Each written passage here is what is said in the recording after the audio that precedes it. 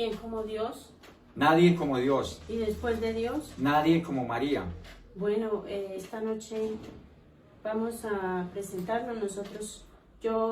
Mi nombre es Lunice Pérez. Por gracia de Dios llevo 4 años en la comunidad de Lazos de Amor Mariano. Y Mi nombre es Carlos Gómez y como dijo mi esposita, llevamos casi 4 años en la comunidad, por gracia de Dios. Y pues que la gloria esta noche sea para Dios. Que lo que sale bien sabemos que es de Él y lo que sale mal es de humanos, es de nosotros. Entonces que la gracia del Señor esté con ustedes y ojalá Dios quiera que estas cortas palabras que Dios pone en nuestros labios sean para alabar a Dios. vamos a disponernos en esta noche para hacer una corta oración dedicada a nuestro Señor, a la Santísima Virgen María.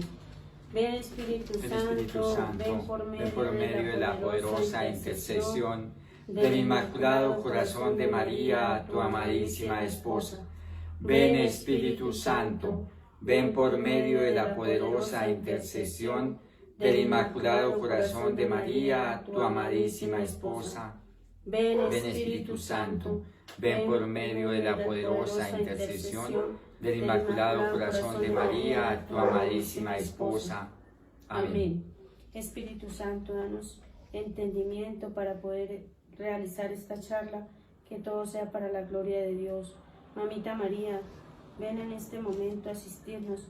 Pedimos una gotica de tu preciosa sangre, Señor, para que selle en este momento esta charla, todo lo que vamos a decir, que sea para la gloria de Dios.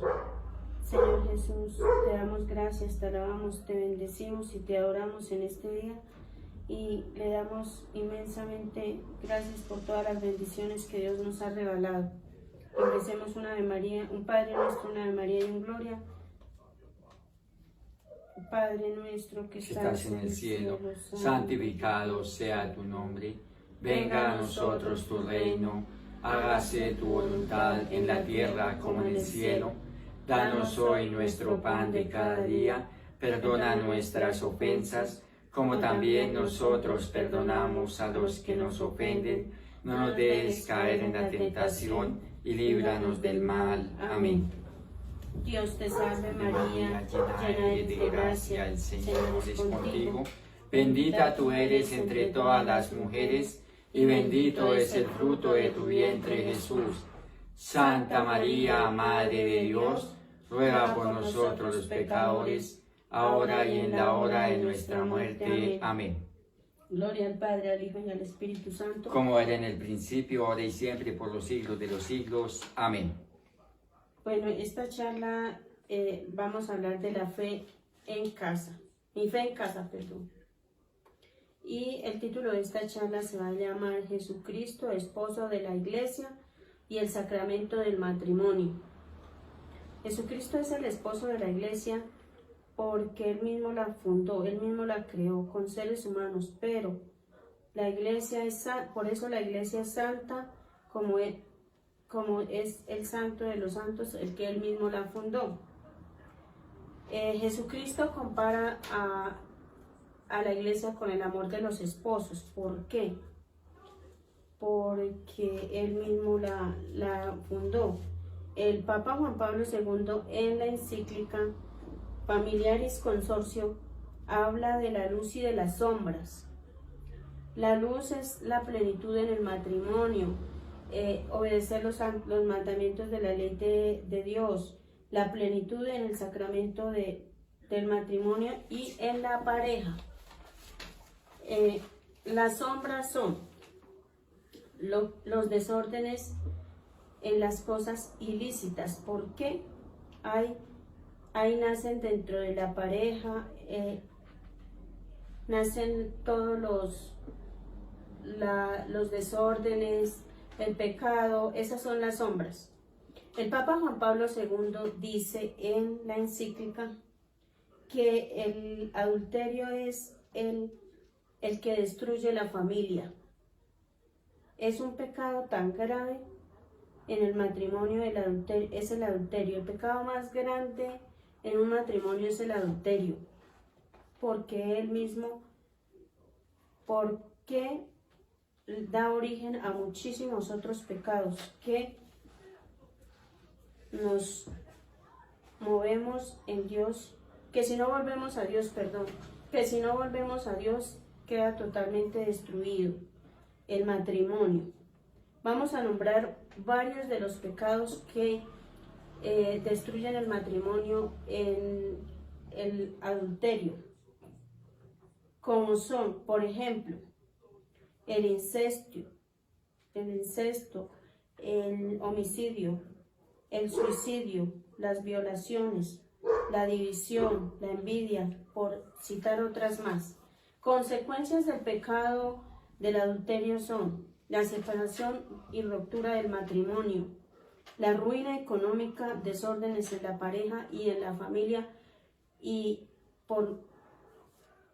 otras consecuencias más.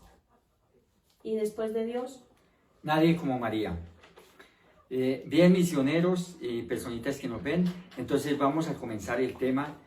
Como ya dijo mi esposita, entonces el tema está basado en la encíclica Familiaris Consortio del Papa Juan Pablo II.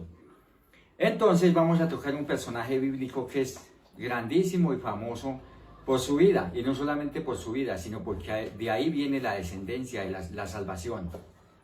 Entonces vamos a tocar la segunda carta de Samuel, y no nos vamos a salir de esa carta, y vamos a tocar y a ver la vida de este personaje, y vamos a enfocarnos cada uno en que yo soy ese personaje de la Biblia, y en que yo he caído, o en que yo he ayudado a que mi cónyuge de pronto haya caído, si es que es así, en el adulterio, o cómo hacer para prevenir que mi cónyuge, mi esposo, mi esposa, no lleguemos a caer en el adulterio, que es un cáncer, como le dice el mismo Papa Juan Pablo II. Vamos a ir al segundo libro de Samuel, en el capítulo 11, versículo 2, y dice el texto: una tarde, al levantarse David de su cama y pasearse por la azotea del palacio real, vio desde allí una mujer muy hermosa que estaba bañándose. David mandó que averiguaran quién era ella, y le dijeron que era Betsabé, hija de Elián y esposa de Urías, el hitita. David ordenó entonces a unos mensajeros que se la trajeran y se acostó con ella. Y después de lo cual ella volvió a casa. La mujer quedó embarazada y así se lo hizo saber a David. Palabra de Dios. te alabamos, Señor. Entonces vemos cómo comienza David y lo que decía mi esposita, el adulterio. El adulterio comienza la ruptura total del matrimonio. Pero vamos a ver qué pasa después de que David manda llevar a Betsabé y tienen relaciones de adulterio. Cuando David se entera que quedó en embarazo, manda llamar a Urías, que estaba en la guerra. Entonces le hace una invitación y después de que habla con él y le pregunta algunas cosas de la guerra, lo despide y le dice que vaya a casa y le envía vino y una gran cena para que Urías esa noche se acueste con su esposa, para que no pase nada y para que no se descubra la verdad. Pero Urías, como era tan leal, en esa época, cuando los hombres estaban en la guerra, no podían ir a su casa y mucho menos tener relaciones con su esposa, ni con ninguna otra mujer. Urías se queda a la puerta del palacio real, acompañando a los guardias, y al día siguiente le dicen a David que Urías no había ido a casa. Entonces David le dice: quédate esta noche nuevamente y mañana regresa a la guerra.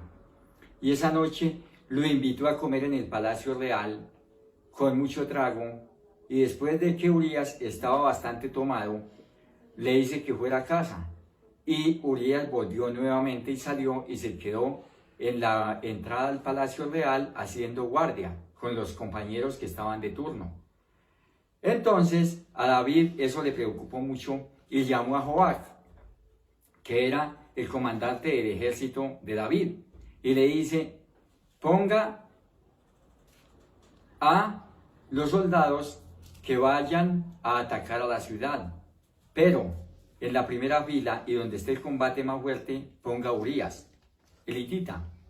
Y cuando esté la guerra, entonces abandónelo para que él muera.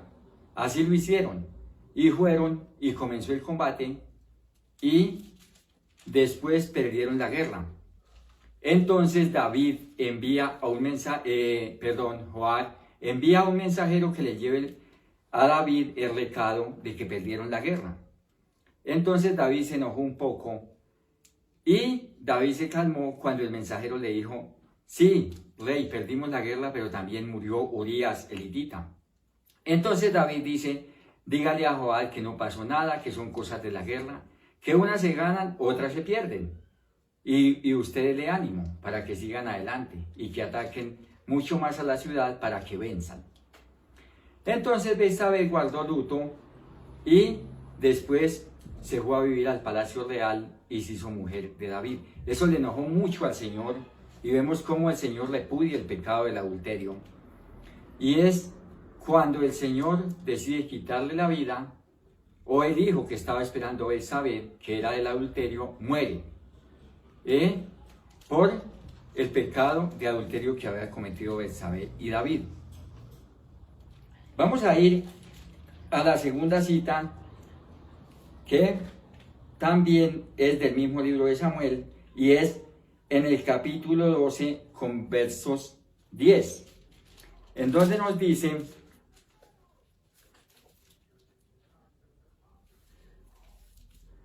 en donde nos habla del pecado que le cayó a David por ese pecado tan cruel que cometió.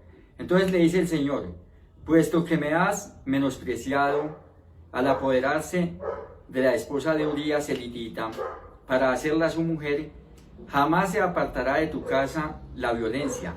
Yo, el Señor, declaro: voy a hacer que el mal contra ti surja de tu propia familia, y en tu propia cara tomaré a tus mujeres y se las entregaré a uno de sus familiares.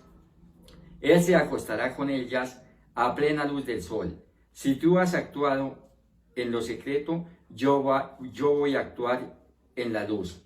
Palabra de Dios. Te alabamos, Señor. Entonces vemos cómo Dios le dice a David, y no es que lo castigue, porque Dios no castiga a nadie, es el mismo pecado que David cometió, es lo que se le devuelve ahora a él. Y Dios mismo le anuncia por medio del profeta que el mal va a caer sobre su familia y que por ende la familia de David terminó destruida por ese motivo. Pero el problema no viene de ahí. Hay dos clases de divorcio en el matrimonio. La una es el divorcio como tal de la pareja, pero antes de eso viene uno que es mucho más grave, y es el divorcio espiritual. Cuando una pareja no está en oración, el matrimonio tiende a destruirse. De ahí no hay bases para seguir el camino de Dios. Y es lo que nos invita el Papa Juan Pablo II en esta encíclica, de que los dos estemos de la mano en oración, y que si de pronto alguien cayó de la misma mano de Dios, nos levantemos los dos, la pareja. Vamos a ver de dónde viene la raíz del problema. Y la raíz viene del divorcio espiritual que ya les dije, por esa separación que tenía David con Mical. Pero es que comenzando que no habían unas bases sólidas, porque ellos no prepararon un matrimonio. Sabemos que David recibió a Mical como trofeo por vencer a Goliat. Entonces, que Mical es la hija del rey, era la hija del rey Saúl, entonces Saúl le dio ese trofeo a David. Por eso el matrimonio nunca funcionó como tal, porque se sostuvo solamente por apariencias, y me imagino que por la belleza de Mical, que era una princesa. Entonces vamos a leer la segunda de Samuel 6:14, en donde nos dice: y cuando los que llevaban el arca del Señor habían dado ya 6 pasos, David sacrificaba un carnero y adoraba al Señor. David iba vestido con efod de lino y danzaba con todas fuerzas, y tanto él como todos los israelitas llevaban el arca del Señor entre gritos de alegría y toque de trompetas.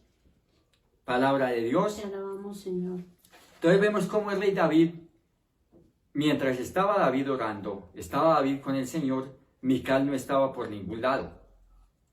Y me imagino que Mical pues sintió hasta vergüenza de David. Vamos a ver qué dice el texto más adelante.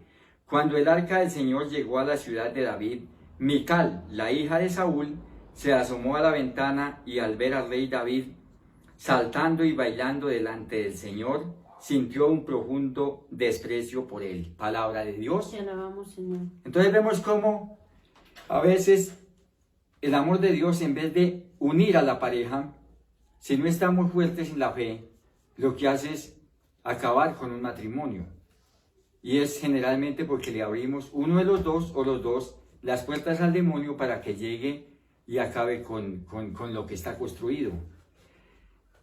Entonces, como David danzaba, yo me imagino que David era alabando al Señor, alabaré, alabaré, alabaré, alabaré, alabaré a mi Señor. Y entonces Mical, en vez de estar apoyándolo a él, ella lo que hace es burlarse de él. Entonces, veamos en el mismo versículo 6, pero en el capítulo 20, después qué pasó. También David volvió a su casa para bendecir a su familia, pero Mical, la hija de Saúl, salió a recibirlo y le dijo: «Qué bien ha quedado el rey de Israel, mostrándose delante de las esclavas y de sus criados como un desvergonzado cualquiera». Palabra de Dios. Te alabamos, Señor. Entonces vemos cómo Mical le pareció un absurdo que David estuviera alabando al Señor. Y es lo que muchas veces nos pasa, que nos confiamos en nuestras fuerzas humanas, pero nos apartamos totalmente del camino de Dios. Y esa ruptura de ese matrimonio venía desde ahí. Ahora en la actualidad pareciera que las mujeres son las que más buscan al Señor, en algunos casos, en la mayoría de familias. Pero en esa época, miren, el ejemplo del rey David, que siendo todo un rey, no se avergonzaba de alabar y de adorar al Señor, que es lo mismo que tenemos que hacer nosotros en nuestra pareja, estar siempre alabando a Dios. ¿Quién como Dios? Nadie como Dios. ¿Quiere aportar algo, esposita? Sí, yo iba a decir que pues esto es una invitación a todas nosotras las espositas para que nos deja una gran lección de que muchas de las veces nosotros de verdad descuidamos a nuestros esposos por X o Y motivo, y entonces en vez de animarlos, de levantarlos cuando están no están en el camino del Señor, entonces nosotros nos hacemos lo que hacía Mical, burlarnos de ellos y no darles como el puesto que les corresponde, animarlos a que sigan en el camino del Señor. Otra cosa es que ahí solo el rey David era el que oraba. Ese matrimonio venía destruido desde mucho tiempo atrás, entonces ahí solo uno era el que oraba. Es muy difícil cuando en un matrimonio solo ora uno y el otro no. Entonces la invitación es que oremos juntos para que Dios siempre esté, para que nosotros estemos cogidos de la mano del Señor. Toca definitivamente andar de la mano del Señor para todo lado, no dejar a Dios para nada.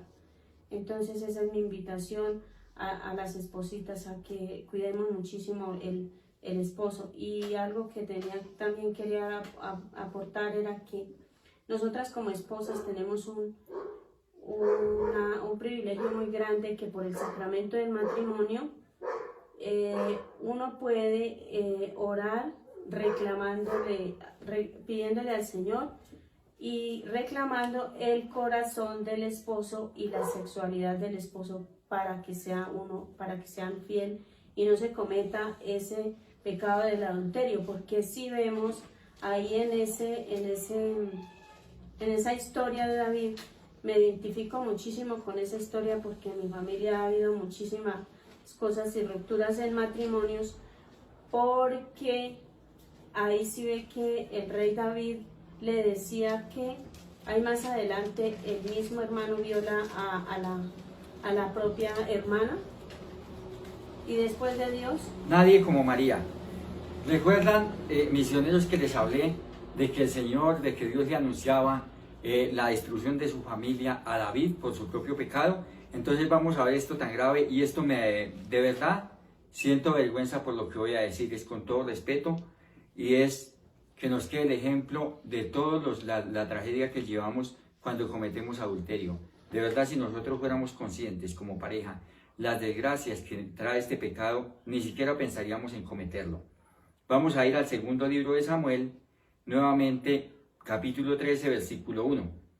Absalón, hijo de David, tenía una hermana muy hermosa llamada Tamar, y sucedió que Amnón, hijo también de David, se enamoró de ella, a tal grado que acabó por enfermarse de angustia, pues como su hermana Tamar no había tenido aún relaciones con ningún hombre, al encontrarse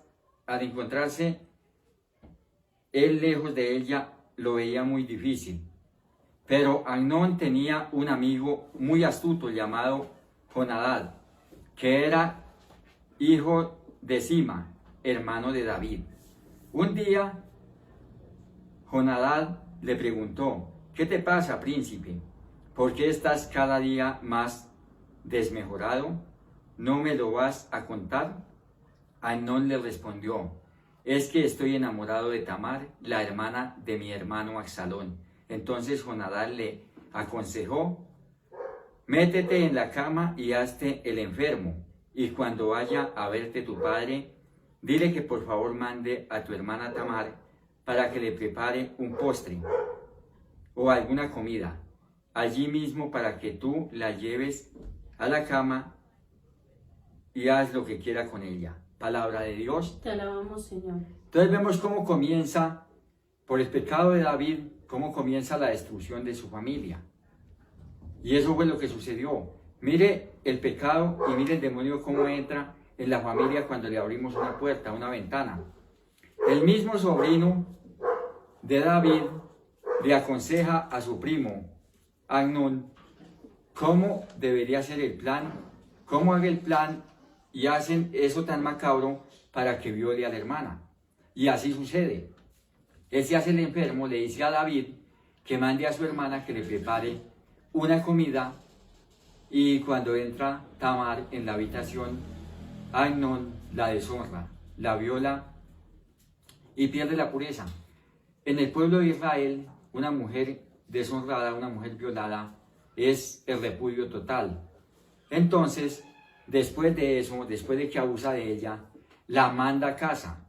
Pero Tamar, viendo el pecado tan grave que había cometido su hermano, no va a la casa, al palacio real, no va a donde David, va a donde Absalón, que era hermano también de ella, y se viste con trajes viejos, y se viste con, o sea, digamos, mostrando su pecado, porque ella se sentía mal por lo que había dicho su hermano. Entonces Absalón le saca la verdad, y ella le confiesa que Amnón abusó de ella. Entonces comienza Absalón 2 años a buscar la forma de vengarse de Amnón, de su hermano. Y es así como, pasados 2 años, arma un banquete, forma una fiesta con mucho trago y con muchísima comida, y invita al rey David. Pero como el rey sabía, ya se había enterado de lo que había pasado con su hijo Amnón, que había violado a Tamar, él no va. Sin embargo, Absalón le pide permiso al rey David para que vaya Amnón a la fiesta. Y cuando Amnón va, él le dice a sus servidores que cuando esté tomado Amnón, su hermano Amnón, lo maten. Y es así como sucede. Entonces, ahí, después de la muerte de Amnón, Absalón pues tuvo que huir de Israel, porque el rey David se puso muy enojado con él. Después de eso, Absalón vuelve nuevamente a Jerusalén, y pasa algo todavía más complicado, ¿sí? Y nuevamente reitero la invitación del Papa Juan Pablo II en esta encíclica Familiaris Consortio, es que la familia tiene que estar unida, la familia tiene que estar de la mano. Si no queremos que nos caigan algunos de estos desastres, como decía mi esposita, vienen muchísimas cadenas. Y si es que de pronto no traemos algún pecado desde antes de nuestro matrimonio, pues se va a formar en nuestra propia casa por no controlar nuestras pasiones. Vamos después a ver lo que sucede, que también es algo dramático, con Absalón. Vea, ya había sido violada Tamar, ya había sido muerto, asesinado Amnón por su hermano Absalón. Ahora vamos a ver qué le sucede a Absalón. Absalón vuelve a Jerusalén y le forma revolución al rey David, se rebela contra su padre y comienza a hacer una campaña de desprestigio en todo el pueblo de Israel y vuelve a la ciudad, vuelve al pueblo en contra del rey. Entonces, ¿quién es el que tiene que huir? El rey tiene que huir de Jerusalén porque ya están buscando a David para matarlo. Toma el poder de la ciudad Absalón, el hijo de David. Es el que se apodera del poder como rey. Entonces vamos a ver, para entender un poquito más el tema, la segunda de Samuel 13:23.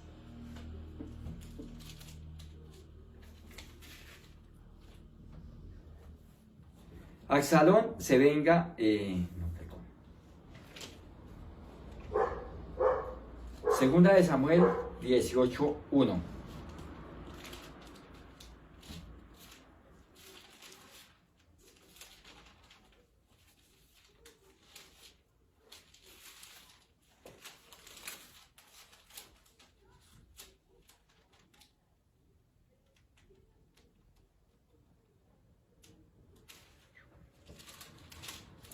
Entonces, como les decíamos, desafortunadamente, todas estas cosas suceden en la pareja, en el matrimonio, porque le abrimos puertas al demonio que no debemos. Como ya les contaba lo que sucedió entre Absalón y David, entonces, David duró fuera de la ciudad mucho tiempo, formó su ejército y cada uno tenía un ejército muy poderoso. Y entonces David envía a su ejército a buscar al ejército de Absalón, su hijo, para que combatan. Pero él le encarga a sus oficiales que tengan mucho cuidado y que no vayan a atentar contra la vida de Absalón. Era hijo de él y a pesar de todo, pues él lo quería. Era de su linaje, era de su sangre. Entonces él hace esa recomendación.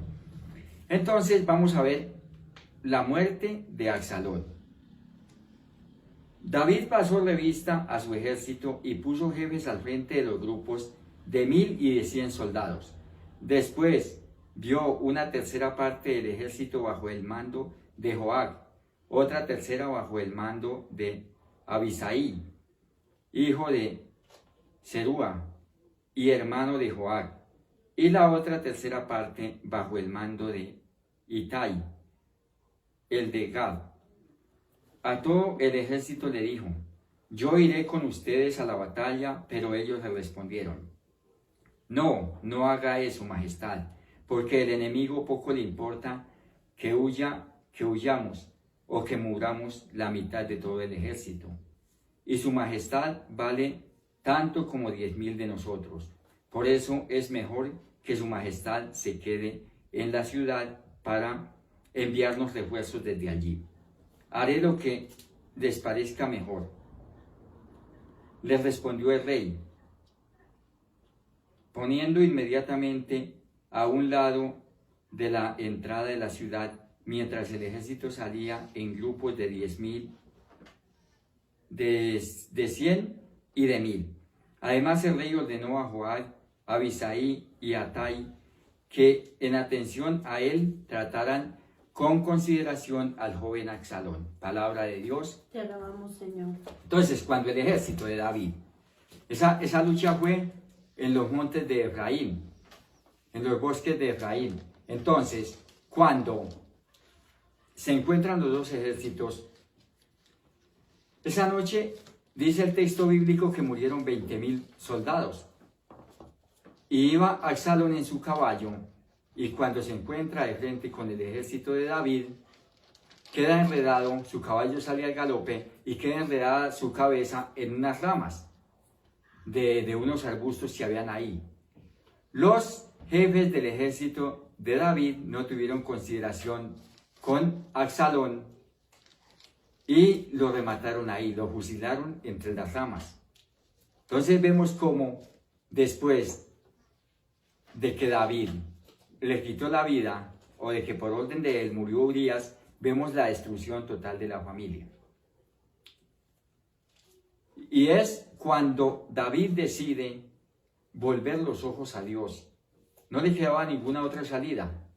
David decide pedirle perdón a Dios por tal pecado cometido, y es cuando comienza a hacer los salmos que ya conocemos todos, de alabanzas al Señor y pidiendo perdón, suplicándole al Señor perdón de todo su pecado. Pero como vemos que ningún pecado se queda sin consecuencias, es cuando el Señor le pregunta a David que cuál le pone 3 castigos y que escoja uno de ellos.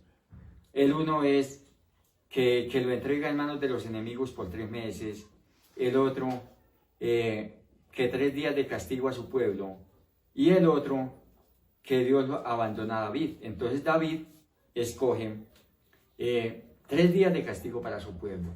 Y es cuando, por el pecado de David y por otra desobediencia que vino después del mismo David a Dios, mueren 70.000 personas en los 3 días de la peste que cayó sobre el pueblo de Israel. Entonces no es que yo cometa un pecado y solamente eso me afecta a mí o afecta a mi esposa. El pecado del adulterio y todos los pecados que vienen en el matrimonio afectan no solamente a la familia ni siquiera, sino a la sociedad completa. Porque como dice el mismo Papa Juan Pablo II, la familia es la base y es la estructura de la sociedad. Entonces, como tal, la invitación de esta pequeña y corta charla es que volvamos los ojos a Dios y que como nos habla el texto bíblico, que aprendamos de esto. No es para criticar al personaje de la Biblia, porque sabemos que Dios bendijo a David, después con Salomón, rey de Israel, la sabiduría de Salomón, y de ahí, del rey David, viene la descendencia para llegar al camino de la salvación. Primero, Jesucristo es hijo de Abraham, hijo de David. Entonces, David, un gran profeta, un gran rey, pero que por desórdenes de su sexualidad y su desobediencia a Dios, llevó a su familia a la destrucción. Después, Dios bendice a David y le devuelve el reino de Israel. Sí, la invitación de este texto es para, también mire que vemos las consecuencias más adelante también de los hijos rebeldes. Eso en el libro de la sabiduría dice que los hijos en adulterio son unos hijos que no van a durar mucho tiempo. Dice que son unos niños frustrados, que son niños rebeldes, que se rebelan contra sus padres. Pues de ese pecado. Entonces la invitación de nosotros esta noche es revisarnos y mirar esa situación porque si cometimos adulterio, hemos cometido adulterio, hay que reparar muchísimo. Entonces, ese pequeño aporte en esta noche. Entonces, vamos a cerrar nuestros ojitos y vamos a finalmente, para terminar, perdón, esposita, antes de terminar, quiero decirles que David y Mical hicieron todo lo contrario a lo que hizo Tobías y su hermana Sara. Tobías y su hermana Sara, cuando se casaron, terminó la fiesta, terminó la celebración de la boda, y Tobías le dijo a su esposa Sara: vamos a orar, y duraron 3 días prácticamente haciendo oración, y le pidieron a Dios solo una cosa. Le pidieron a Dios: Señor, escúchanos y haz que lleguemos ambos a la ancianidad. Ni siquiera le pidieron plata, ni siquiera le pidieron salud, ni siquiera le pidieron posesiones, ni siquiera le pidieron llegar con una buena pensión vitalicia. Le pidieron llegar ambos a la ancianidad, por lo menos juntos, llegar por lo menos juntos. Y ellos no llegaron juntos, sino llegaron santos a la ancianidad. ¿Quién como Dios? Nadie como Dios. Que Dios nos conceda esa gracia de verdad. Entonces, como dijo mi esposita, vamos a cerrar los ojos un momentico y vamos a terminar con una oración, dándole gracias a Dios y que la gloria sea para Dios. Vamos a pedirle a Dios que selle este video, que las palabras que se dijeron aquí, que es solo gloria de Dios. Nos sentimos indignos de predicar y de traer la palabra de Dios porque no somos nada. Somos unos gusanos inútiles que pueden ser pisoteados. Pero la palabra de Dios es para el que la oiga. Entonces, como dice en Hebreos 4:7, si hoy escuchamos la voz del Señor, no cerremos nuestro corazón. ¿Quién como Dios? Nadie como Dios. Mamita María, que todo esto que se dijo esta noche quede guardado en su santo corazón. Y le damos gracias al Señor, a Mamita María, que nos permitió dar esta charla y que sea para que llegue a muchas familias y ya. Y le decimos a la Mamita María, saludándola, como le dijo el ángel Gabriel: alégrate María, llena de gracia, el Señor es contigo, bendita tú eres entre todas las mujeres, y bendito es el fruto de tu vientre Jesús. Santa María, Madre de Dios, ruega por nosotros pecadores, ahora y en la hora de nuestra muerte. Amén. Oh Señora mía, oh Madre mía, yo me ofrezco enteramente a vos, y en prueba de mi filial amor yo me consagro en este día, mis ojos, mis oídos, mi corazón y mi alma, en una palabra todo mi ser, ya que soy todo vuestro, guardarme y defenderme como posesión vuestra. Amén. Contigo vamos, Virgen pura, y en tu poder voy confiado, pues yendo de ti amparado, mi alma volverá segura. Dulce Madre, no te alejes, tu vista en nosotros no apartes, ven con nosotros a todas partes, y solos nunca nos dejes. Y ya que nos amas tanto como verdadera Madre que eres, haz que nos bendiga el Padre, el Hijo y el Espíritu Santo. Amén. ¿Quién como Dios? Nadie como Dios. Y después de Dios, nadie como María. Misioneros, que Dios los bendiga, que la gracia del Señor esté con ustedes. Y con tu espíritu.